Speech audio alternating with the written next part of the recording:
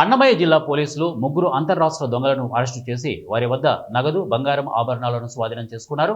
Rajampet CI తెలిపిన వివరాల మేరకు నందలూరు మండలం దుర్గాపురం వద్ద సిసిఎస్ సిఐ ఎస్ఐ మల్లికార్జున్ రెడ్డితో పెట్రోలింగ్ నిర్వహిస్తుండగా తమను చూసి ఆవుల సంజీవ్, ఆవుల ఈశ్వరమ్మ, ఆవుల ప్రమిళ ముగ్గురు పరిగెత్తారు. అనుమానంతో వారిని వెంబడించి పట్టుకుని సోద చేయగా వారి వద్ద 14,000 రూపాయల నగదు, 250 గ్రాముల బంగారు లభ్యమైంది. వారిని విచారించగా వీరు సత్యసాయి జిల్లా నంబూలకుంటకు చెందిన వారిగా గుర్తించామని చెప్పారు. వీరు అనంతపురం, నందలూరు, వేంపల్లి, పులివెందుల, ఆళ్లగడ్డ, నంద్యాల బస్టాండ్లలో దొంగతనాలకు పాల్పడేవారని తెలిసిందని, వీరిపై కేసు నమోదు చేసి రిమాండ్కు తరలించినట్లు సిఐ తెలిపారు. దీనిపైన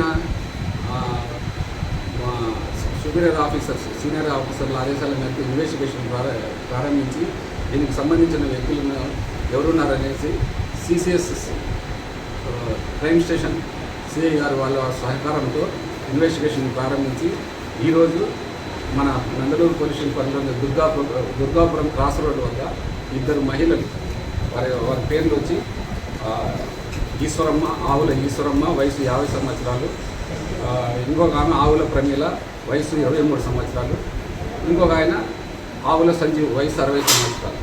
వీరు అంతా ఒకే కుటుంబానికి చెందినవారు. అనంతపురం జిల్లా నంబూలకుంట